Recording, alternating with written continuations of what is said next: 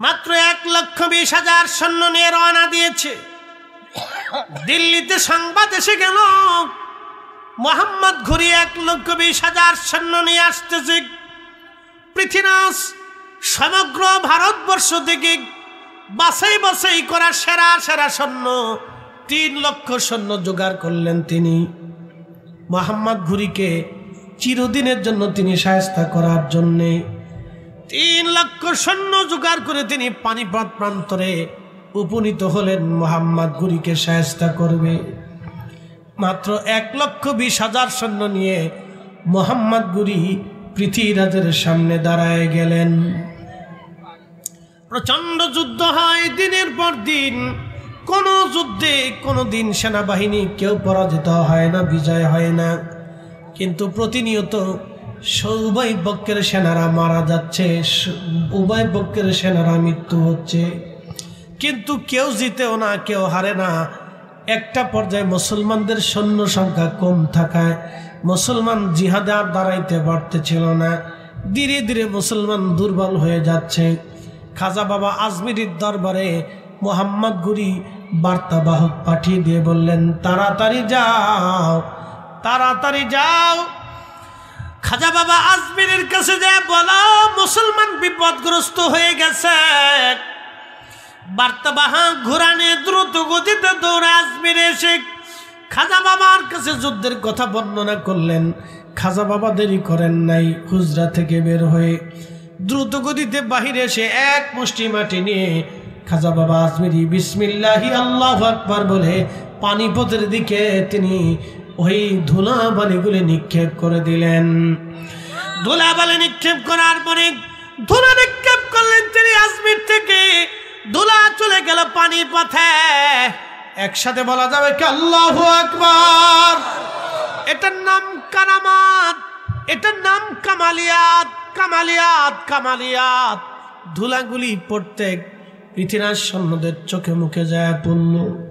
ওদের অন্তরে আল্লাহ ভয় ঢুকিয়ে দিলেন। মুসলমানদের ঈমানি জজবা এসে গেল, জিহাদের মোড় করে গেল। প্রচন্ড যুদ্ধে মুসলমান বিজিত হলেন। মোহাম্মদ ঘুরি তিনি ধরা পড়লেন। মোহাম্মদ ঘুরি ধরা পড়ার পরে দুঃখিত পৃথ্বীরাজ ধরা পড়লেন মোহাম্মদ ঘুরির কাছে। মোহাম্মদ ঘুরি পৃথ্বীরাজকে ধরে নিয়ে শিকল দিয়ে বেঁধে তিনি দিল্লির রাজ দরবারের সামনে এসে সবার সামনে মোহাম্মদ ঘুরি পৃথ্বীরাজকে হত্যা করলেন। ওই যে খাজা বাবা আজমিরি বললেন, তোমাকে মুসলিম সেনাপতির হাতে তুলে দিলাম। এই জন্য আউলিয়া ইকরামের আধ্যাত্মিক ক্ষমতা এই জমিনে প্রয়োজন ছিল। বাংলাদেশে কখনোই আপনার ওই যে গোরগোবিন্দের সাথে জিহাদে মুসলমান পারত না যদি শাহজালাল ইয়ামানি না আসতো। কি কথা বলেন, ঠিক কিনা? এই জন্য আউলিয়া ইকরামগণের অবদান অস্বীকার করার কোনো সুযোগ আমাদের নাই, কোনো রাস্তা আমাদের নাই। আল্লাহ আমাদেরকে বুঝার তৌফিক দান করুন। আওয়াজ তুলে জোরে বলেন আমিন। ইসলাম ও মুসলমান সত্য, এতে কোনো সন্দেহ, একসাথে বলেন কোনো সন্দেহ নেই। এই জন্য কবি জীবনানন্দ দাশ একটা কবিতা লেখছে, আবার আসিব ফিরে ধানসিঁড়িটির তীরে নবান্নে এ বাংলায়, হয়তো শালিকের বেশে না হয় শঙ্খচিলের বেশে। আবার আসিব ফিরে ধানসিঁড়িটির তীরে নবান্নে এ বাংলায়, হয়তো শালিকের বেশে। এটা হচ্ছে জীবনানন্দের দাস। তিনি তেনার ধর্মের বিশ্বাস কবিতার ছন্দে ফুটিয়ে তুলছেন। আচ্ছা বলেন, আমাদের কি আর আসার কোনো সুযোগ আছে? না না, হাত উঁচা করে বলেন, কোনো সুযোগ আছে? ওয়ালা ইউআখিরাল্লাহু নাফসান ইযা জাআ। আল্লাহু আকবার। ওয়ালা ইউআখিরাল্লাহু নাফসান ইযা জাআ আজালুহা।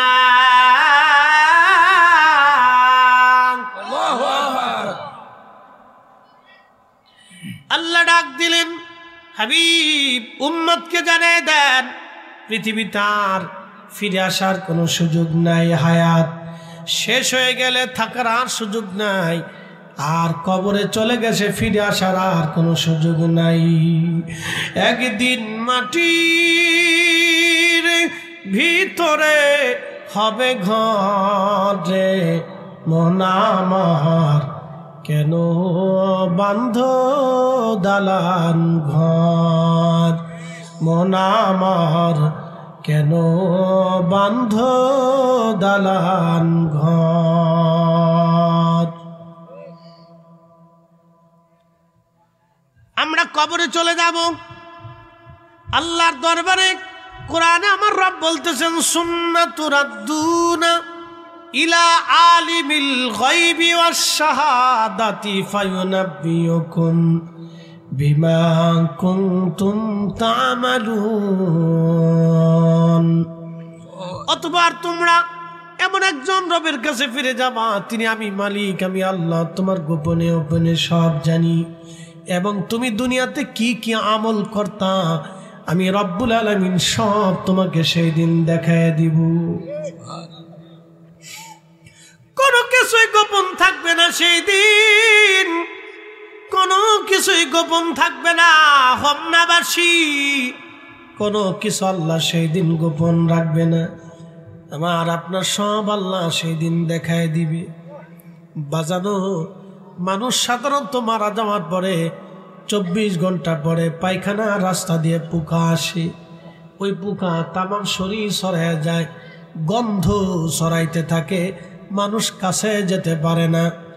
কালীপুরের মুসলমান মনোযোগ দিয়ে শুনে যাবেন, ওই গন্ধ ছড়ানোর পরে মানুষ বলে, তাড়াতাড়ি কবরে দাও, কবরে দিয়ে দাও। আহা, জিন্দেগি বড় কঠিন, বড় কঠিন। আর যদি বান্দা নেককার হয় তখন আল্লাহ ডাক দিবে, ইয়া আইয়াতুহান নাফসুল মুতমাইন্না তুরজিই ইলা রাব্বিকি রাদিয়াতাম মারদিয়া। হে নফসে মুতমাইন্না, তুমি আমি রবের কাছে চলে আসো, সন্তুষ্টির দিকে ফিরে আসো, ফিরে আসো আমি আল্লাহর কাছে। আমি রব তোমার উপর সন্তুষ্ট। ফাদখুলি ফি ইবাদি ওয়াদখুলি জান্নাতি।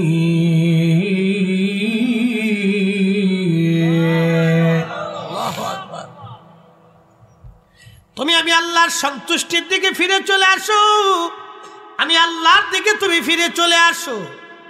একসাথে বলবেন আল্লাহু আকবার। আল্লাহর নবী বলেন, তার কবরটাকে আল্লাহ রওজা বানায় দেয়। কবর কি হয়ে যায়? রওজাতুম মিন রিয়াজিল জান্নাহ, জান্নাতের বাগান আল্লাহ বানায়। ইমানদারদের কবর আল্লাহ কিসের বাগান বানায়? জান্নাতের বাগান আল্লাহ বানায় দেয়। ইমানদারদের কবর আমার আল্লাহ জান্নাতের বাগান বানায় দেয়। বাগান বাগান বাগান বাগান। একসাথে বলবেন আল্লাহু আকবার। জিন্দেগি তো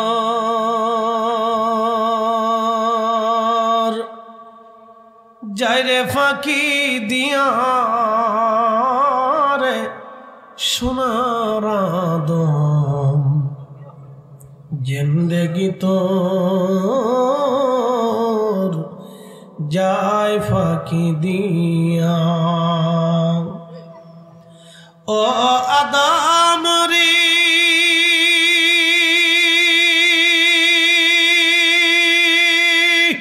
কামিনীর ওই কোলেতে কাল ঘুমেতে রইলি তুই, সারা নিশি কাটাইলি তুই ঘুমাইয়া ঘুমাইয়া রে সোনার আদম, জিন্দেগি তোর যায় ফাঁকি দিয়া।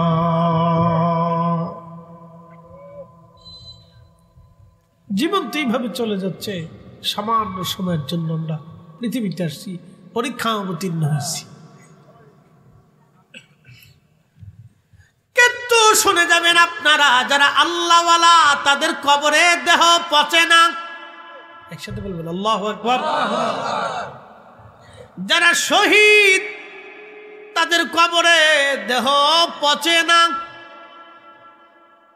একসাথে বলবেন আল্লাহু আকবার। শোনেন, কবরে মানুষ পৃথিবীতে আর ফিরে আসে না, তার একটা বাস্তব প্রমাণ শোনাবো শোনাবো শোনাবো আবার ফিরে আসার কোনো সুযোগ, আবার আসিব ফিরে ধানসিঁড়ি তীরে নবান্নে বাংলায় হয় শালিকের বেশে, আসার আর কোনো সুযোগ নেই। তার একটা বাস্তব প্রমাণ আপনাদেরকে শোনাই। আজ থেকে 1933 সাল, 1933 ইরাকের বাগদাদের শহরের পাশ দিয়ে একটা নদী প্রবাহিত, এটার নাম দজলা নদী। এই দজলা নদীর পাড়ে দুইজন সাহাবীর কবর ছিল, একজন হযরত হুযাইফা এবং আব্দুল্লাহ আনসারী রাদিয়াল্লাহু আনহুমা। তো দজলা নদীর পাড় ভেঙে যাওয়াতে দোনোটা কবর, একটা কবর ভেঙে গেল।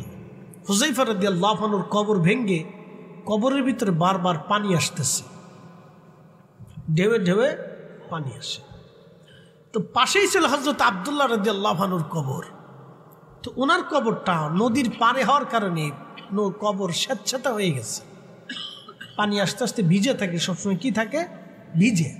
আমার দিকে তাকাবেন, ওয়ার শেষ, আর কথা বাড়াবো না, একসাথে বলি আল্লাহু আকবার। ওয়ার শেষ, খুব মনোযোগ দিয়ে এই কথাটা বলে শেষ করব যে আমরা কবরে যাব, কিন্তু ফিরে আসার কোনো সুযোগ আমাদের নাই, কোনো ফিরে আসার সুযোগ নাই। তো মনোযোগ দেন। তো হুযাইফা রাদিয়াল্লাহু আনহুর কবর ভেঙে গেছে, পানি আসে। তো তৎকালীন ইরাকের যিনি প্রেসিডেন্ট বাদশাহ ছিলেন, তার নাম বাদশাহ ফয়সাল, এবং প্রধানমন্ত্রী যিনি, তিনি নূরে আল মালিকি। তো উনি হুযাইফা রাদিয়াল্লাহু আনহু রাত্রে স্বপ্ন দেখাইতেছে, হে বাদশাহ ফয়সাল, আমি রসুলের সাহাবী হুযাইফা বলতেছি, আমার কবর দজলা নদীর পারে, নদী ভেঙ্গে ফেলে দিয়েছে, কিছু পানি কবরে প্রবেশ করে ঢেউে ঢেউে আমার কষ্ট হয়, এবং আমার পাশেই ঘুমিয়ে আছে আমার রসুলের আরেকজন সাহাবী আব্দুল্লাহ আনসারী, তার কবর স্যাঁতস্যাঁতে হয়ে গেছে, তারও কষ্ট হয়। দ্রুত গতিতে আমাদের কবর এখান থেকে সরাইয়া অন্য কোথাও স্থানান্তর করো। একসাথে বলেন আল্লাহু আকবার। না হয় না, আরো জোরে আল্লাহু আকবার। রাত বেশি বিদায় কি কষ্ট হচ্ছে আপনাদের? আমি সেদিন রাত 2টার সময় যে ওয়াজ করছি, এই আপনার কুমিল্লার বরুড়াতে, সর্বনাশ যায় দেখলাম 2টার সময় যে মুসল্লি, মনে হলো মাগরিবে রক্ত ওয়াজ করতেছি, খুব তাজা মুসল্লি, খুব তাজা মুসল্লি। না, আজকে মুসল্লিও তাজা আছে, অসুবিধা নেই, মরা নাই। যারা বসে রয়েছে সব একটাই তাজা, কি কথা কন না কেন? যারা বসে আছে তারা কি তাজা? একসাথে বলবেন আল্লাহু আকবার। এখন বলেন, কবর থেকে ফিরে আসার কোনো সুযোগ আছে? ইসলাম সত্য, আপনাকে বুঝাইতেছি। আমরা যে ধর্মের উপরে আছি, এটা যে সত্য, এটা যে হক, মিথ্যা না, এটা আপনাকে বুঝাই, বাস্তবতা থেকে বুঝে যান। তো হুযাইফা ইন্তেকাল করছেন আজ থেকে 1933, তাহলে এখন কত বছর হলো? প্রায় 100 বছর, তাই না? প্রায় 100 বছর। 1933-এর ঘটনা, এখন কত সাল? 24, তার মানে প্রায় 100 বছর আগে ঘটনাটা ঘটছে। তো প্রায় 100 বছর আগে ঘটনাটা, কিন্তু সাহাবী ইন্তেকাল করছেন 1300 বছর আগে। কত বছর? 1300 বছর আগে। কবর খনন হচ্ছে 1300 বছর পরে। একসাথে বলবেন আল্লাহু আকবার। কত বছর? মানুষের শরীর পৌঁছে যায় কত দিনে? 1 মাসে। কয় মাসে? 1 মাসে। হাড্ডি গুটি শেষ হয়ে যায় কয় বছরে? 1 বছরে। তা সাহাবী কবরের ভিতরে আছেন কত বছর? 1300। একসাথে বলবেন আল্লাহু আকবার। তো আল্লাহ আসেনি? একসাথে বলেন আল্লাহ আছে, আমার রসুল হক নি, হ্যাঁ, কোনো সন্দেহ নাই, কথা কোন ঠিক কিনা? আবার আসিব ফিরে ধানসিঁড়িটির তীরে নবান্নে বাংলায় হয়তো শালিকের বেশে, এমন কোনো সুযোগ আদতেই নাই। এটা কবির মন গড়া বক্তব্য, মন গড়া বিশ্বাস। কথা বলেন ঠিক না বেঠে? আহা, যদি বুঝতে পারি আমরা। তো প্রথম দিন স্বপ্ন দেখাইলেন, দ্বিতীয় দিন আবার স্বপ্ন দেখাইলেন। বাদশা দ্বিতীয় দিনও ভুলে গেলেন, তৃতীয় দিনও স্বপ্ন দেখালেন, বাদশাহ তৃতীয় দিনই ভুলে গেলেন। চতুর্থ দিনে ইরাকের গ্র্যান্ড মুফতি যিনি, প্রধান মুফতি বা ইমাম যিনি, তাকে স্বপ্ন দেখাইলেন। তিনি স্বপ্ন দেখার পরে তাহাজ্জুদ নামাজ পড়ে ফজর পড়ে প্রধানমন্ত্রী নুরি আল মালিকির কার্যালয়ে গেলেন, বাড়িতে গেলেন, তাকে বললেন স্বপ্নের কথা, বললেন বাদশার কাছে যেতে হবে। দুইজনে মিলে বাদশার কাছে এসে বললেন, বাদশাহ আপনাকে 3 রাত ধরে নবীর সাহাবী স্বপ্ন দেখাচ্ছে, আমাকেও স্বপ্ন দেখাইলো, আপনি কোনো বিহিত করেন নাই, কোনো ব্যবস্থা নেন নাই, কারণ কি? বাদশাহ হতভম্ব হয়ে বললেন, প্রধান মুফতি কি কারণে? প্রধান মুফতি আমি তো 3 দিনের কথা ভুলে গিয়েছিলাম, কিন্তু আপনি জানেন কেমনে? বলতেছে, বাদশাহ কালকে রাত্রিবেলা আমাকে স্বপ্ন দেখায়া নবীজি সাহাবী হযরতে হুযায়ফা রাদিয়াল্লাহু আনহু বলতেছিলেন, প্রধান মুফতি আমি বাদশাকে 3 দিন স্বপ্ন দেখাইছি, কিন্তু বাদশা কোনো ব্যবস্থা করে নাই। তুমি তো ইরাকের প্রধান মুফতি, তুমি দ্রুত গতিতে আমাদের কবর স্থানান্তর করাও, নতুবা আমরা নবীর সাহাবী, আমাদের কষ্ট হয়। একসাথে বলবেন কি আল্লাহু আকবার? তাহলে হাত উঁচা করে বলেন আল্লাহ আছে, না জোরে বলেন আল্লাহ আছে। কয় আল্লাহ, কয় আল্লাহ। আশহাদু আল্লাহ ইলাহা ইল্লাল্লাহু ওয়াহদাহু লা শারীকা লাহ। কোনো সন্দেহ নাই, কথা কোন ঠিক না বেঠে? তুমি রহমান, তুমি মেহেরবান, তুমি রহমান, তুমি মেহেরবান। অন্ধ গাহে না শুধু তোমারি গুণগান, অন্ধ গাহে না শুধু তোমারি গুণগান, বুঝেও বুঝে না তব শান। তুমি রহমান, তুমি মেহেরবান।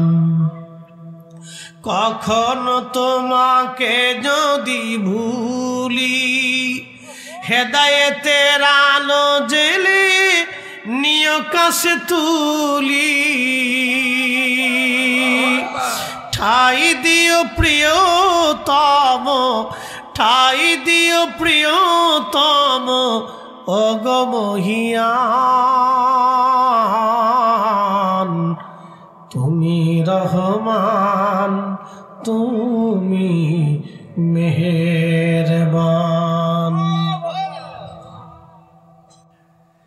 মুফতি সাহেব ডাক দিয়ে বলেন, তাড়াতাড়ি ব্যবস্থা করেন, নতুবা সাহাবীদের কষ্ট হয়। বাদশা বললেন, মুফতি কি করা যায়? বলে, কি ফতোয়া আমি লিখতেছি, আপনি ভোট করেন। দ্রুত গতিতে বাদশাহ মন্ত্রী পরিষদ নিয়ে বৈঠকে বসে গেলেন।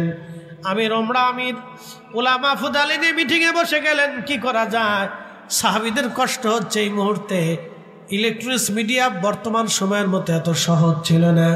টেলিগ্রাম পত্রিকার মাধ্যমে, কিছু রাষ্ট্রীয় টেলিভিশনের মাধ্যমে তিনি জানান হয়ে গেল, সারা পৃথিবীতে সংবাদ ছড়িয়ে গেল। তখন হজের সময় চলতেছিল, লক্ষ লক্ষ হাজিরা তখন আরাফাতের মাঠে, আরাফাতের মাঠে এই সংবাদ ছড়িয়ে গেল। লক্ষ লক্ষ হাজিরা চিঠি লিখতে লাগলো বাদশাহ ফয়সালের কাছে। বাদশাহ ফয়সাল, নবী দেখি নাই কিন্তু সাহাবী দেখতে চাই। সুবহানাল্লাহ। নবী দেখি নাই কিন্তু সাহাবী দেখতে চাই। 1300 বছর পরে সাহাবী স্বপ্ন দেখাইলো, জিন্দা সাহাবী, আমরা তাদেরকে দেখতে চাই। সুবহানাল্লাহ। লক্ষ লক্ষ, তখনকার দিনে প্রায় 5 লক্ষের উপরে হাজি ছিল। সুবহানাল্লাহ। কত লক্ষ? 5 লক্ষ হাজি হজ করতে ছিল। সেই সময় 5 লক্ষ হাজি চিঠি লিখল, একটার পর একটা ইমেল, চিঠি ইরাকের বাগদাদে সরকারের রাষ্ট্র বরাবর আসতে লাগলো। সারা পৃথিবী থেকে বড় বড় জ্ঞানী বিচক্ষণ রাষ্ট্রপ্রধানরা বলতে লাগলো, আমরাও সাহাবী দেখতে চাই, মহান সাহাবী দেখতে চাই। রসুল দেখে নেই কিন্তু সাহাবী দেখতে চাই। সারা পৃথিবীতে সংবাদ ছড়িয়ে গেল। হইচই পড়ে গেল। সারা ইরাকের লক্ষ লক্ষ মানুষ বলল আমরাও সাহাবী দেখতে চাই। সাহাবী বারবার হুকুম, আমাদেরকে সরাও। বাদশা ডেকে বললেন কি করা যায় এখন? হাজিরা দেখতে চায় পৃথিবীবাসী, সাহাবী দেখতে চায়, কিন্তু সাহাবীরা আমাদেরকে বারবার তাগাদা দেন। সবাই বললে একটা কাজ করি, দজলার যে পাশ থেকে পানি আসতেছে ওই পাশটা আমরা ঢালাই দিয়ে ভরে দিয়ে আমরা ভিতরের পানিগুলি খালি করে দিয়ে জায়গা শুকনা বানায় দেই। শুকনা বানায় দেওয়ার পরে সাহাবীদের আর কষ্ট হবে না, আমরা এরপরে কবর সরাই নিয়ে যাব। হাজির আসতে লাগলো। ইরাকের বাগদাদে একটা এলাকা আছে সালমান পার্ক, সালমান পার্ক নামক একটা এলাকা আছে। এখানে হযরতে সালমান ফার্সি রাদিয়াল্লাহু আনহুর মাজার আছে ইরাকে। তিনি রাসূলের 250 বছর একজন সাহাবী। ওই পার্কে ঘুমিয়ে আছেন। মনোযোগ দিয়ে কথাগুলি শুনে যাবেন। পাশেই কবর খনন করা হলো, 2টা কবর। সময় নির্দিষ্ট হলো, হাজির আসতে লাগলো। লক্ষ লক্ষ ইরাকবাসী, পৃথিবীর বিভিন্ন জায়গা থেকে লক্ষ লক্ষ মানুষ আসতে লাগলো সাহাবী দেখবে। দিন তারিখ নির্দিষ্ট হলো। বাদশাহ আমির উলামা ফদালা আলেম উলামা নিয়ে তারা ধীরে ধীরে 2 সাহাবীর, মহান সাহাবীর কবরের পাশে চলে গেলেন। কবরের উপর থেকে মাটি, সম্মানের সাথে মাটি সরাইতে সরাইতে সরাইতে সরাইতে দেখা গেল কবরের ভিতরে 1300 বছর আগে মহান সাহাবী হুযায়ফা রাদিয়াল্লাহু আনহুকে যেইভাবে দাফন করা হয়েছিল ওইভাবেই কবরের মধ্যে পড়ে আছেন। কাফনের কাপড়টা পর্যন্ত নষ্ট হয় নাই, তার শরীরের ত্বক নষ্ট হয় নাই, তখনও রক্ত চলাচল চলতেছিল, তখনও চোখ চলতেছিল, তখন একটা পশম দাড়ি খসে পড়ে যায় নাই, একটা আওয়াজ বন্ধ থাকবে না। একসাথে বলেন আল্লাহু আকবার। হাত উঁচা করে বলেন আল্লাহু আকবার। বলেন আল্লাহ আছে, জোরে বলেন আল্লাহ আছে। কবর থেকে ফিরে আসার আর কোন সুযোগ আছে? আল্লাহর কাছে চলে যেতেই হবে। কথা বলেন ঠিক না ঠিক? আল্লাহ যেমন সত্য, আমার নবী তেমন সত্য। কথা কন না কেন? কত বছর পর? 1300 বছর পরে তখনও ওই কবরে ওই অবস্থায় রয়ে গেল। হযরত হুযায়ফা রাদিয়াল্লাহু আনহুর নিচ থেকে মাটি সহ ক্রেন দিয়ে উঠিয়ে নিয়ে আসা হলো। যখন উঠিয়ে আনা হলো, খাটিয়ার উপরে শোয়ানো হলো। পার্শ্ববর্তী সাহাবী আব্দুল্লাহ আনসারীর কবর থেকে মাটি সরানো হলো। আল্লাহু আকবার। ঠিক হুযায়ফাকে যেমন 1300 বছর আগে দাফন করা হয়েছিল, ওনার কবরটা ওই রকমই। কাফনের কাপড়ও নষ্ট হয় নাই, ওনার শরীরে একটু পর্যন্ত নষ্ট হয় নাই, চুল দাড়ি পর্যন্ত নষ্ট হয় নাই, চেহারার লাবণ্যতা তখনও আছে। এমনি তো শুকাই যাওয়ার কথা, কি হওয়ার কথা? শুকাই যাওয়ার কথা, লাবণ্যতা তখনও আছে। সুবহানাল্লাহ। শ্রেষ্ঠ নবী দিলাম রে, ঠিক কিনা? কি নবী? শ্রেষ্ঠ নবী। জোরে বলেন কি নবী? শ্রেষ্ঠ নবী। কোন সন্দেহ নাই, ইসলামে সন্দেহ নাই, বিশ্বাসে সন্দেহ নাই।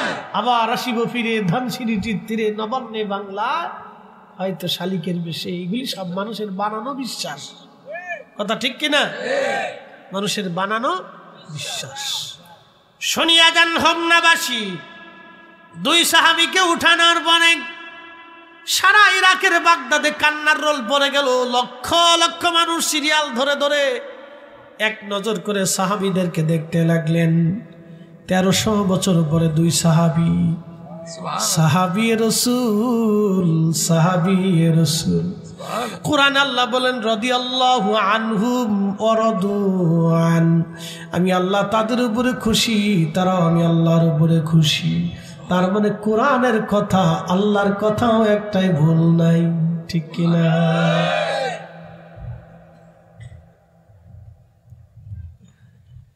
মহান 2 জন সাহাবী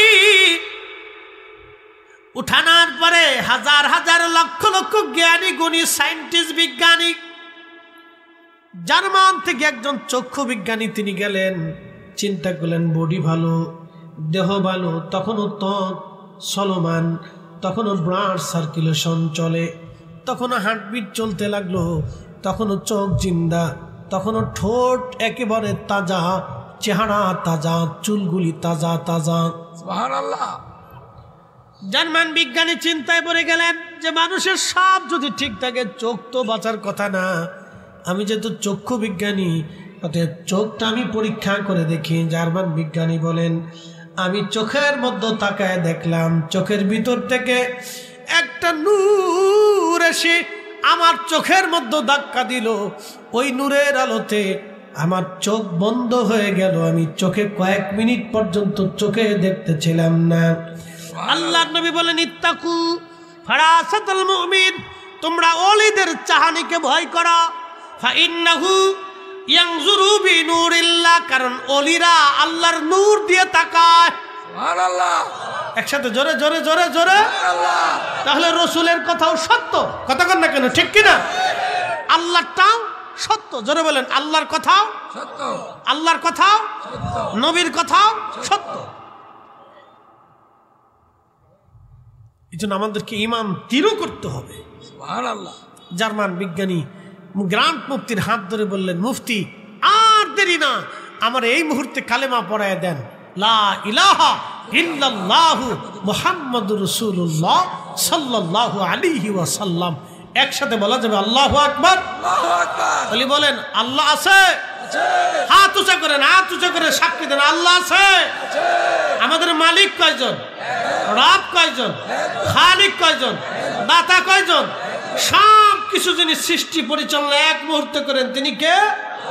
আশহাদু আল্লাহ ইলাহা ইল্লাল্লাহু ওয়াহদাহু লা শারীকা লাহু ওয়া আশহাদু আন্না মুহাম্মাদান আবদুহু ওয়া রাসূলুহু সাল্লাল্লাহু আলাইহি ওয়াসাল্লাম। আল্লাহ কবুল করুক, বলেন আমিন। প্রিয় উপস্থিতি, মিশরের মানুষ ঘনঘটা করে বিরাট আয়োজন করে যখন মেয়েটাকে নিয়ে গেল, সেনাপতি আমর ইবনুল আস জানার পরে দ্রুত গতিতে সৈন্যবাহিনী নিয়ে মিশরের নীল নদের পারে যায় তিনি বাধা দিয়ে বললেন, হে মিশরবাসী, যদি একটা নিরাপরাধ মেয়েটাকে তোমরা এই নীল নদের পারে জবাই দিয়ে দাও, তাহলে আমি সেনাপতি আমর ইবনুল আস বলতেছি তোমাদের দেহ থেকে মাথা বিচ্ছিন্ন করে ফেলবো। সাবধান, বিনা কারণে একটা মেয়ের জীবন চলে যেতে পারে না। এটা এখন মুসলমানের দেশ, আমরা মুসলিমরাই জমিন দখল করে নিয়েছি। তোমাদের ভ্রান্ত বিশ্বাস এই জমিন আর চলবে না, এখন এই জমিনে আল্লাহর আইন চলবে। জোরে বলা যাবে আল্লাহু আকবার।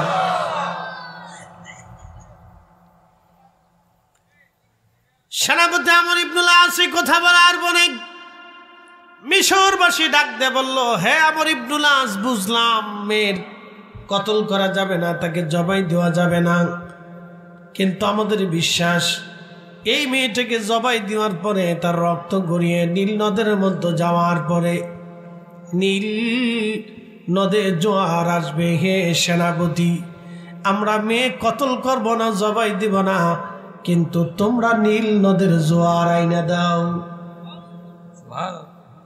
চ্যালেঞ্জে পড়ছে না? বিরাট বড় চ্যালেঞ্জ, যে নীল নদের জোয়ার এনে দাও।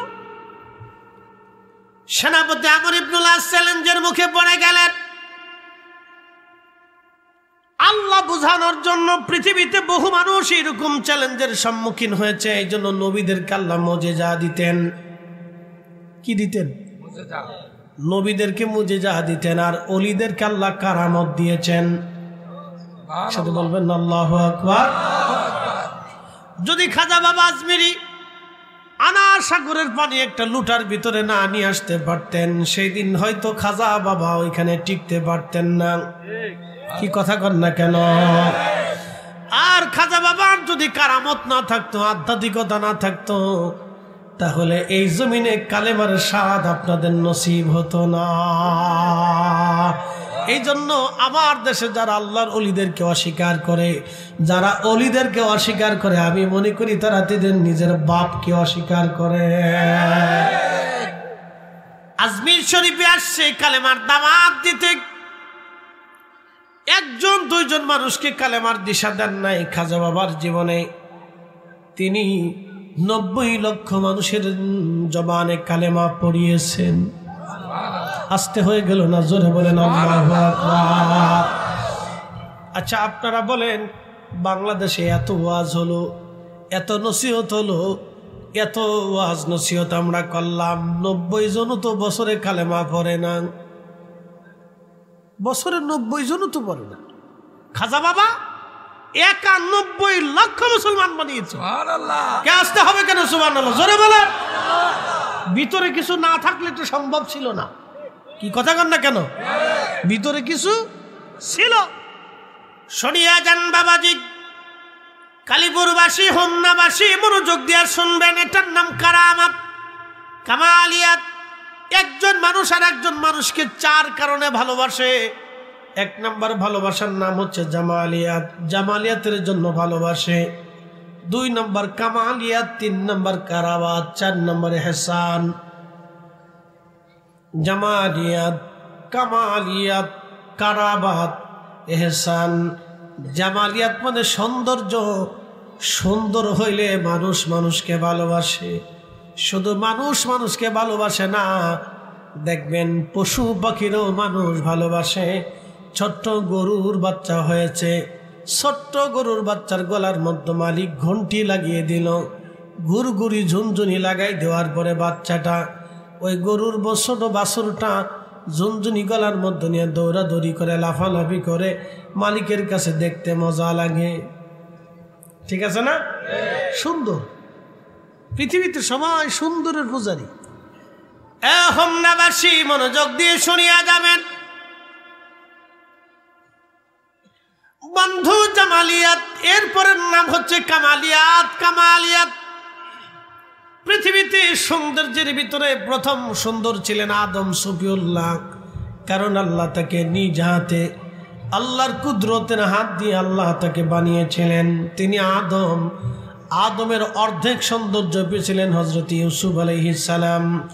হযরত ইউসুফ এত সুন্দর, এই জন্য একটা কথা মনে রাখবেন, নারী জাতির চাইতে পুরুষ জাতি সুন্দর বেশি।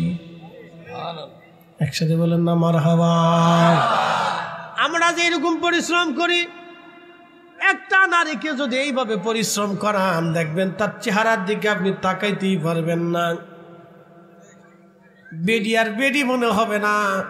দেখবেন এই বেডি আর বেডি নাই, মহিলার মহিলাই মনে হবে না। এই জন্য আল্লাহ পুরুষ জাতিকে সুন্দর বানিয়েছেন।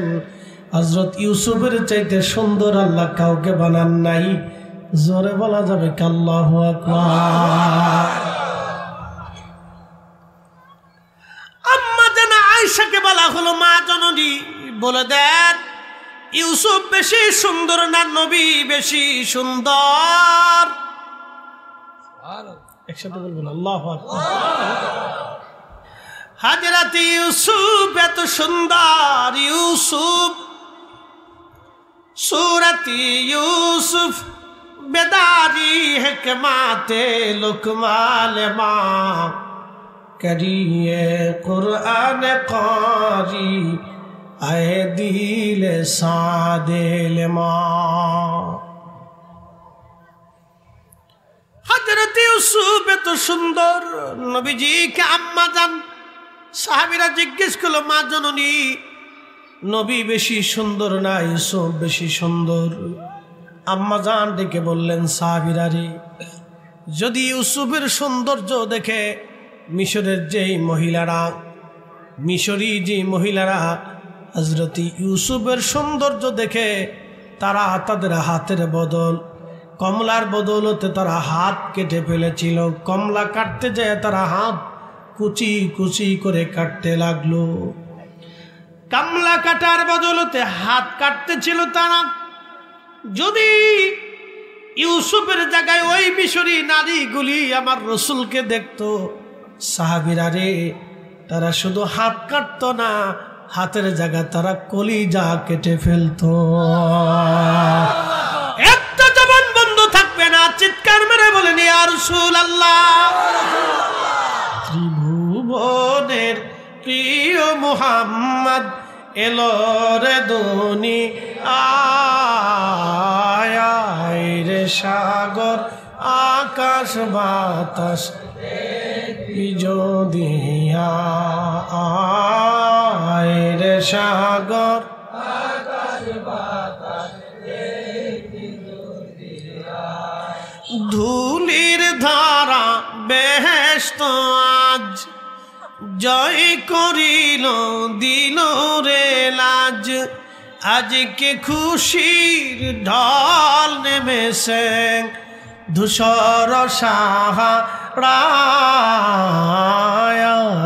রে সাগর আকাশ বাতাস দেখবি যদিয়া আয় রে সাগর আকাশ বাতাস বন্ধু আমার নবী এত সুন্দর, আল্লাহ তাকে সুন্দরী বানান নাই, আমার আল্লাহ তাকে কামালিয়াত দিয়েছিলেন। তিনি এত সুন্দর, তার বাস্তব প্রমাণ মোল্লা আলী কারি আল মাউরিদুর রাবি ফি মাউলিদিন নবী সাল্লাল্লাহু আলাইহি সাল্লাম 450 বছর আগে মিলাদুন নবীর উপরে তিনি একটা কিতাব লিখেছেন, মিলাদুন নবী। একসাথে বলা যাবে না মারহাবা? 450 বছর আগে হেরেমের ইমামের কাছে মিলাদুন নবী বেদাত ছিল না। আজকে 450 বছর পরে কারা মিলাদুন নবীকে বেদাত বলতেছে? বোঝা যায় মতলব ভালো না, ঠিক কিনা? 450 বছর আগে হেরেমের ইমাম, কোথাকার ইমাম? হারামের ইমাম, ইমামুল হারামাইন, 2 হারামের ইমাম ছিলেন, মক্কা মদিনা, মক্কা মদিনা। উনি মক্কাতে থাকলে ইমাম, মদিনাতে থাকলেও ইমাম, 2 হারামের ইমাম ছিলেন উনি। ইমামুল হারামাইন মোল্লা আলী কারি হানাফি মাক্কি মিলাদুন নবীর উপরে কিতাব লিখলেন আল মাউরিদুর রাবি ফি মাউলিদিন নবী সাল্লাল্লাহু আলাইহি সাল্লাম। এই কিতাবের মধ্যে তিনি আমার রাসূলের জীবনী লিখতে যায় লেখেন, আল্লাহ নবী যখন পৃথিবীতে তশরিফ আনলেন, তশরিফ আনার পরে হযরত হালিমাতুস সাদিয়া সুদূর তায়েব থেকে তিনি মক্কাতে আসতেছিলেন ধাত্রীমা হওয়ার জন্য। যদি কোনোদিন তায়েফে আপনারা যান, এই যে এখন যেমন আপনারা আবহাওয়া দেখেন, গরমের দিনে এরকম, রাত্রিবেলা তায়েফে এরকম আবহাওয়া। মক্কাতে যখন দিনের বেলা 45 ডিগ্রি সেলসিয়াস, তায়েফে এই গরমের দিনে, প্রচন্ড গরমের দিনে তায়েফে এখন যেমন আপনারা আবহাওয়া উপভোগ করতেছেন, প্রচন্ড গরমে তায়েফের আবহাওয়া এরকম। সুবহানাল্লাহ বলা যাবে না? এত সুন্দর আবহাওয়া, আর বাতাস আপনার শরীরে লাগলে মনে হবে যে আপনি বেহেশতের ভিতরে আছেন, এত সুন্দর। বন্ধু মনোযোগ দিবেন, তায়েফ থেকে, শহর থেকে আরো 70 কিলোমিটার দূর হযরত হালিমাতুস সাদিয়ার বাড়ি। পাহাড়ি অঞ্চল, একটা গাধার উপরে চড়ে, দুর্বল উটের পিঠে চড়ে, স্বামী স্ত্রী বাচ্চা কাচ্চা নিয়ে হযরত হালিমা রওনা দিয়ে মক্কায় আসলেন। ওনার উট এতই দুর্বল ছিল, ওনার গাধা এত দুর্বল ছিল, ক্ষীণ, ধীরে ধীরে ধীরে ধীরে ধীরে ধীরে নুয়াইয়া নুয়াইয়া ঝিমাইয়া ঝিমাইয়া ঝিমাইয়া আসতে আসতে ওই উট যখন সবাই অন্য মহিলারা মক্কা থেকে বাচ্চা কাচ্চা নিয়ে 3 দিন আগে চলে গেল, আর হালিমা 3 দিন পরে আসলো। সবাই যখন চলে গেছে, হালিমা তখন মক্কা এসে শুনল মক্কা নগরীতে কারো ঘরে কোনো বাচ্চা নাই, কিন্তু একটা বাচ্চা মক্কা ঘরে আছে, বাবার নাম আব্দুল্লাহ, দুনিয়াতে নাই, মদিনা মুনওয়ারায় বাবা মারা গেছে। শুনলে খুশি হবেন। আল্লাহু আকবার। আমার নবীজির আব্বাজানের কবর বর্তমান মসজিদে নববী বর্ধিত করতে যে পাওয়া গিয়েছিল, একসাথে বলবেন আল্লাহু আকবার। কবরে লাশ ওই রকমই, সুবহানাল্লাহ কি বাড়ি যায় যেরকম কবর দেওয়া হয়েছিল ওইরকমই লাশ। সুবহানাল্লাহ। আল্লাহর হাবিবের বাবা অনেক লেখাপড়া করলেই সে মানুষ হয় না। কাজী নজরুল আন্ডার ম্যাট্রিক আমার রসুলের শানে নাত লিখতে লিখতে লিখে ফেললেন ৪৫০০। সুবহানাল্লাহ। কত চমৎকার নাত তিনি লিখে ফেললেন। আমি যদি আরব হতাম মদিনারি পথ, সেই পথ দিয়ে হেঁটে যাইতেন নূর নবী হাজরাত, নূর নবী হাজরাত।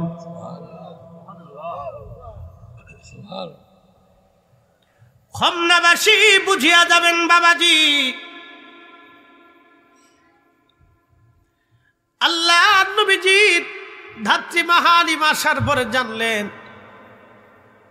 আব্দুল্লাহর ছেলে তিনি মারা গেছেন আমিনার ঘরে। হযরতে হালিমা ফিরে চলে আসবেন। স্বামী ডাক দেয় বলতেছে, হালিমারে একেবারেই শূন্য ফিরে চলে যাব, বাচ্চাটা নেই বা না নেই, একটা নজর চলো দেখে আসি দেখতে কেমন। হালিমা বললেন, পাগলপনা হয়ে রওনা করলাম। গেলাম, যায় দেখি আল্লাহর নবীর শরীর মোবারক রেশমের কাপড় দিয়ে ঘিরে রাখা ছিল। একটা কাপড় সবুজ আর একটা কাপড় সাদা। এই জন্য জান্নাতের পোশাক সবুজ সবুজ। চিৎকার মেরে বলেন আল্লাহু আকবার। হালিমাতুস সাদিয়া বলেন, দোলনার ভিতরে শোয়া, দোলনার ভিতরে শোয়ানো নবীজি ঘুমিয়েছিলেন। শরীরে সবুজ আর সাদা রেশমের কাপড় দিয়ে ঘিরে রাখা ছিল। হালিমা বলেন, মানুষ এত সুন্দর হতে পারে, মানুষ এত সুন্দর সুন্দর হতে পারে, আমি হালিমা কখনোই কল্পনা করতে পারি নাই। আল্লাহু আকবার। এত সুন্দর নূরের চেহারা, চিৎকার মেরে বলবেন আল্লাহু আকবার। এত সুন্দর নূরের চেহারা মানুষ, এত সুন্দর। কাছে যখন গেলাম দেখি পবিত্র সুঘ্রাণ নবীজির শরীর থেকে বেয়ে বেয়ে আসে। জীবনে আমি হালিমা কোনোদিন এত সুন্দর সুঘ্রাণ আমার নসিবে হয় নাই। আমার রসুলের পাশে যে বসে গেলাম, আমি আমার রসুলের ঘুম ভাঙানোর জন্য বুকের উপর থেকে রেশমের কাপড় সরায়া আমার হাত দিয়ে আলতো আলতো করে বুকের উপরে মেসেজ করতেছিলাম আমি, যাতে নবীর ঘুম ভেঙে যায়। ঘুম ভেঙে গেল আমার রসুলের। আমার দিকে তাকায় নবীজি মুস্কি হাসি দিলেন। এই হাসিটা এত সুন্দর ছিল, হাসিখানা দেখে আমি হালিমা পাগল পড়া হয়ে গেলাম। আরো লক্ষ্য করলাম নবীজির পবিত্র জুলফি মুবারকের মাঝখান থেকে, কপাল থেকে একটা নূর, নূরে মুহাম্মাদি নূর বের হয়ে খিলালাস সামা, খিলালাস সামা, মধ্য আকাশ পর্যন্ত চলে গেল। আরো জোরে, আরো জোরে, জোরে বলেন। মধ্য আকাশ পর্যন্ত চলে গেল। আমি আশ্চর্য হয়ে তাকিয়ে রইলাম। কপাল মোবারকে চুমা লাগাইলাম, কোলের মধ্যে নিলাম। ছিলাম দুর্বল, হয়ে গেলাম সবল। সুবহানাল্লাহ। কলার মধ্যে নিয়ে আমি আমার স্থানের দুগ্ধ আমার রসুলের পবিত্র মুখে দেওয়ার পরে আমি একেবারে হীন ক্ষীণ দুর্বল ছিলাম, এত অভাবী ছিলাম। পেট পরে খাওয়ার কোনো খাদ্য ছিল না। দিন রাতে মাত্র এক বেলা কোন রকম খেয়ে বেঁচেছিলাম। আমি সেই হালিমা রসুল কোলে নেওয়ার সঙ্গে সঙ্গে আমি সবল হয়ে গেলাম। আমার উট ছিল দুর্বল, উট লাফাইয়া লাফাইয়া কাবা শরীফের সামনে যাইয়া সেজদার মধ্যে পড়ে গেল। বারবার উট কাবার সামনে সেজদা দিতে লাগলো। একসাথে বলবেন মারহাবা। বনের যত পশু গণ ভক্তি করতই দুই চরণ, মেঘমালা ছায়া দিত গায় গো নবীজি, আপনাকে দেখিবার মনে চায়, আপনাকে দেখিবার মনে চায় গো নবীজি, কোন সাধনে পাইব তোমায়।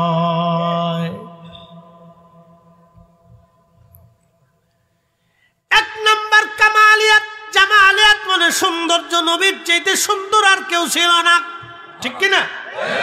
সৌন্দর্য হালিমা পাগল। 2 নম্বর কামালিয়াত। 2 নম্বর কি? কামালিয়াত। কামালিয়াত উনি যে নবী, তার মুজিজা আল্লাহ দিয়ে দিল। উনি নবী, তার মুজিজা আল্লাহ দিয়ে দিল। মুজিজা মুজিজা।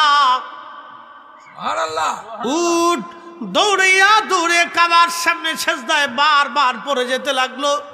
হালিমা বলে, আমার স্বামী রাত্রিবেলা উট দহন করার জন্য পাতিল নিয়ে গেছে।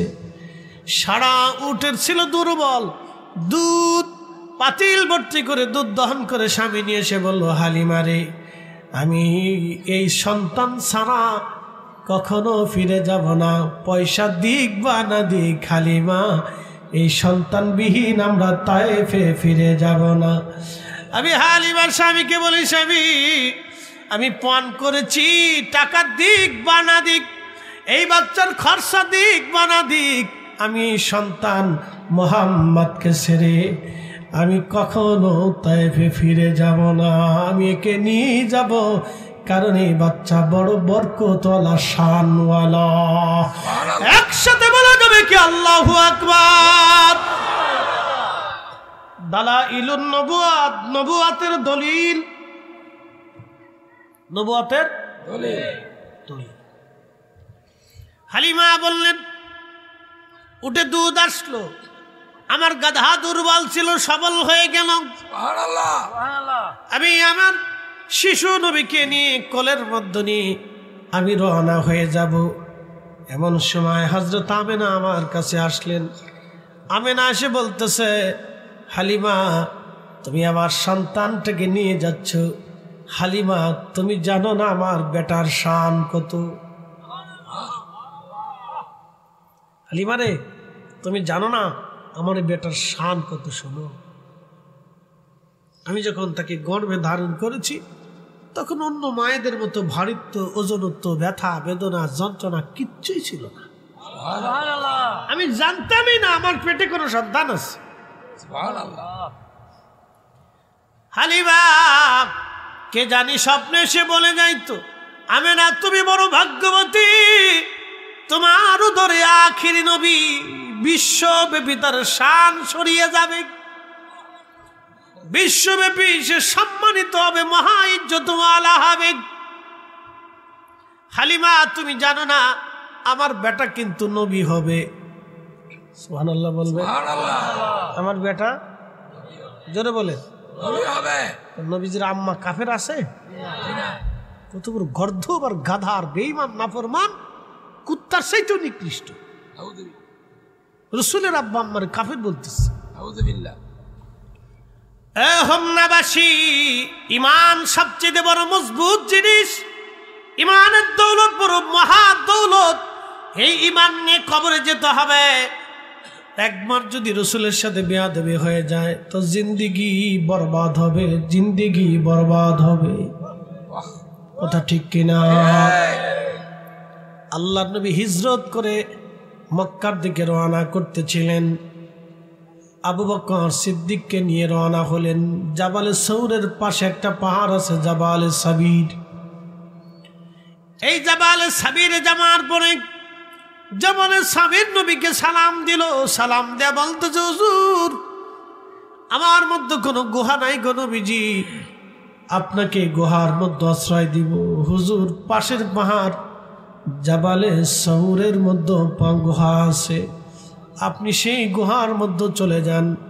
আল্লাহর নবী জাবলে সৌরে রওনা দিয়েছে। সৌর নবীকে সালাম দিলেন, গুহার মধ্যে গেলেন, মাকড়সা জাল বনিয়ে দিল।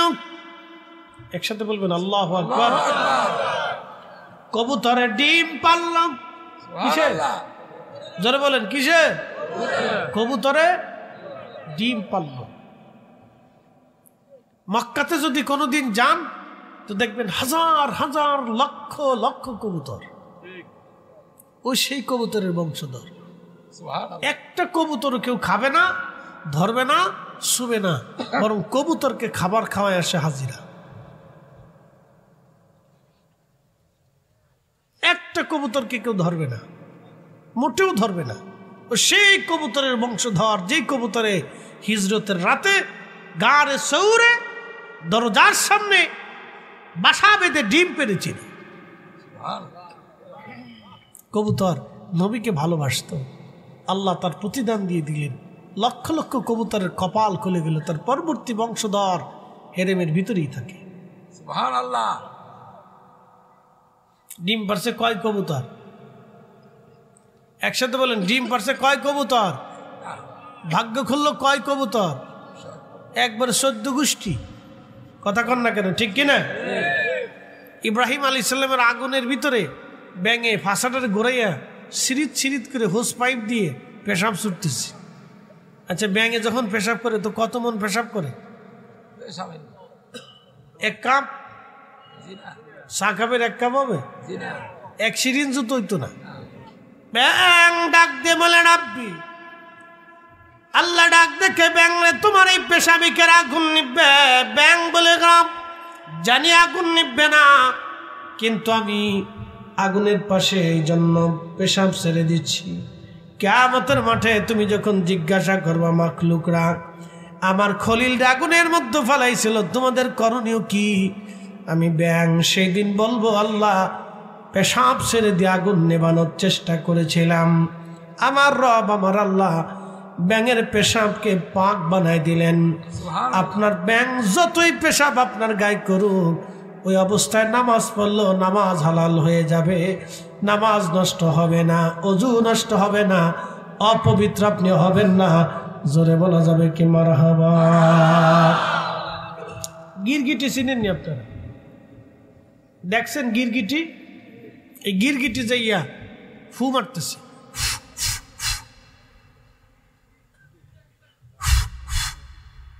আল্লাহ ডাক দেখে, গিরগিটি করো কি? বলেন আপনি ফু মারি কেন? ইব্রাহিমের আগুন যাতে বেশি করে জ্বলে। আল্লাহ নবী বললেন, সুনান ইবনে মাজার ভিতরে হাদিস আছে, নবী বললেন উম্মত যতদিন বেঁচে থাকবা এই গিরগিটি যেখানেই পাবা সেখানেই বাটাম চালান দিবা। একসাথে বলবেন না মারহাবা? বাটাম চালান বুঝছেন? আমাদের ফরিদপুরের ভাষায় বলে বাটাম চালান, মানে লাঠি পিটা করবা, পাইলে ওরে ফিডাইবা, ফিডাইয়া ওর গোষ্ঠী শুদ্ধ উদ্ধার করবা। একসাথে বলবেন আল্লাহু আকবার। আচ্ছা, ফু মারছে কয় গিরগিটি? একসাথে বলেন কয়টা? শাস্তি পাবে কত? গোষ্ঠী শুদ্ধি। এই জন্য ক্ষুধাদ্রোহী নবীদ্রোহী হইলে মহা মুশকিল। কথা কোন ঠিক কিনা? আমার সমাজে এরকম গিরগিটি আছে, মানবরূপী গিরগিটি। কথা কন না কেন? মানবরূপী গিরগিটি, শানে মুস্তাফার সাথে চরম বেয়াদবি, মানবরূপী গিরগিটি। প্রিয় মুসলমান হোমনাবাসী মনোযোগ দিবেন। মানবরূপী গিরগিটি এইগুলির থেকে সাবধান থাকবেন। দালাইলুন নবুয়াত, নবুয়তের দলিল। আমি আজ বহু দূরে চলে গেলাম। নবীজি হিজরতের রাত্রিবেলা গুহার মধ্যে চলে গেলেন, সাথে শুধু আবু বকর সিদ্দিক। আল্লাহর নবী আবু বকরের উরুর মধ্যে মাথা রেখে ঘুমিয়ে পড়লেন, ক্লান্ত শরীর। হযরত আবু বকর বসা, দেখতেছেন চারপাশে জায়গায় জায়গায় সাপের গর্ত। চিন্তা করলেন সাপ বের হয়ে আসতে পারে, আল্লাহর নবীর ঘুমে ব্যাঘাত হবে, কষ্ট হবে। সিদ্দিক আকবর নিজের গায়ের চাদর ছিঁড়ে ছিঁড়ে ছিঁড়ে ছিঁড়ে প্রত্যেকটা গর্তগুলি শক্ত করে মজবুত করে বুঝিয়ে দিচ্ছিলেন, বন্ধ করে দিচ্ছিলেন, যাতে গর্ত থেকে কিছুই বের হতে না পারে। এমনি বুঝাইতে বুঝাইতে সবগুলি গর্ত বুঝিয়ে ফেললেন আবু বকর। একটা গর্ত তখনও বাকি, আর কাপড় তিনার কাছে নাই, পাঁচ চেপে দিয়ে ওইখানে বন্ধ করে রাখলেন। কিন্তু সাপ এসে বারবার আবু বকরের গায়ে সবল করে। আবু বকর ডাকে না, নবী ঘুমে। যদি ডাকেন আল্লাহ নবীর ঘুম ভেঙে যাবে, নবীর কষ্ট হবে। সেই জন্য আবু বকর ডাকে না। সিদ্দিক আকবর আবু বকর রাদিয়াল্লাহু আনহু তিনি ডাকতেছেন না, নবীর ঘুম ভাঙবে, কষ্ট হবে, নবীর কষ্ট হোক চান না। একজন ব্যক্তি কতটা ভালোবাসলে এইভাবে নিজের কষ্ট বরণ করে নিয়ে রসুলকে কষ্ট দেয় না। আর আজকে ওরা কারা যারা আমার রসুলকে কথার কষ্ট দেয়? কথার কষ্ট কি কথা কর না কেন? কিসের কষ্ট? কথা দিয়ে। কেউ যদি বলে রসুলের আব্বা আম্মা কাফের, তাহলে বুঝতে হবে সে নবীকে কথা দিয়ে কষ্ট দিছে। কথা ঠিক কিনা? কি দিয়ে কষ্ট দিছে? কথা দিয়ে কষ্ট দিছে। আর আবু বকর সিদ্দিক সাপে কামড়াচ্ছে, তারপরে কষ্ট দিতে চান না। এটার নাম হলো হুব্বে রসুল, নবীর ভালোবাসা। কথা ঠিক কিনা? এটা দলিল দিয়ে হয় না, এটা হৃদয় থেকে আসে। দলিল দিয়ে হয় না, এটা হৃদয় থেকে আসে।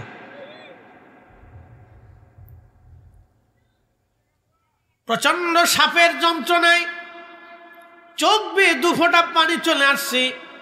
পানিটা বেয়ে নবীজির বদন মোবারকে, চেহারা মোবারকের মধ্যে পড়ার পরে আল্লাহ নবীর ঘুম ভেঙে গেল। আবু বকর, কি জন্য তুমি কান্দো? বাড়ির কথা কি মনে পড়ছেনি? আবু বকর বললেন, হুজুর, ঘর সংসার সব ছেড়ে দি, আপনি নবীর কদমে হিজরতের জন্য স্ত্রী পুত্র পরিজন সন্তানাদি সব ছেড়ে দিয়ে রওনা দিয়ে চলে আসছি। হুজুর, বাড়ির কথা মনে পড়ে নাই নবী? সাপে কামড় দিচ্ছি, ব্যথার যন্ত্রণা সহ্য করতে পারি নাই। আল্লাহর নবী ডাক দিয়ে বললেন, আবু বকর রে, আগে কেন বলো নাই? বলে, হুজুর, আপনার কষ্ট হবে সেই জন্য বলি নাই, ঘুম ভেঙে যাবে সেই জন্য বলি নাই। আল্লাহর নবী ডাক দিয়ে বলেন, আবু বকর, কোন জায়গায় তোমার সাপে কামড় মারছে বলো। দেখাই দেওয়ার পরে নবী থুতু নিক্ষেপ করলেন। আল্লাহর নবী থুতু মোবারক লাগার সঙ্গে সঙ্গে সমস্ত সাপের বিষ পানি হয়ে গেল। জোরে জোরে জোরে জোরে বলেন, নবী আছে? কথা কর না, নবী আছে? নবী সত্য? যার জবানের থুতুতে সাপের বিষ পানি হয়ে যায়, এটা নবুয়তের দলিল। কিসের দলিল? একসাথে বলেন, কিসের দলিল? ওই যে চ্যালেঞ্জ মনে আছে আপনাদের? মিশরীয়রা বলল, সেনাপতি আমর ইবনুল আস, আমরা মেয়ে জবাই দিলে জোয়ার আছে, তো তুমি জোয়ার উঠাই নিয়ে আসো। সেনাপতি আমর ইবনুল আস বললেন, আমার খলিফা আছে, আমি ওমরের কাছে চিঠি পাঠাবো, দেখি খলিফার পক্ষ থেকে কি জবাব আসে, তারপরে তোমাদেরকে বলবো। আগে চলে যাও, নিরাপরাধ কোনো মেয়ের জীবন আমি যেতে দেব না, নিরাপরাধ কোনো মেয়ের জীবন আমি নষ্ট হতে দেব না।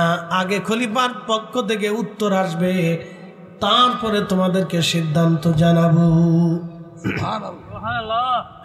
হযরতে আমর ইবনুল আস চিঠি পাঠাইলেন মদিনাতুল মুনাওয়ারাতে।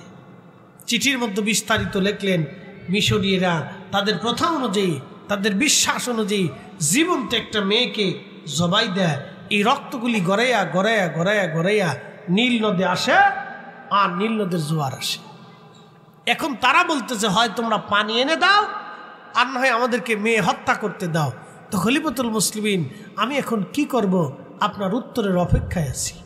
সুবহানাল্লাহ। হযরত ওমর একখানা চিঠি লিখলেন।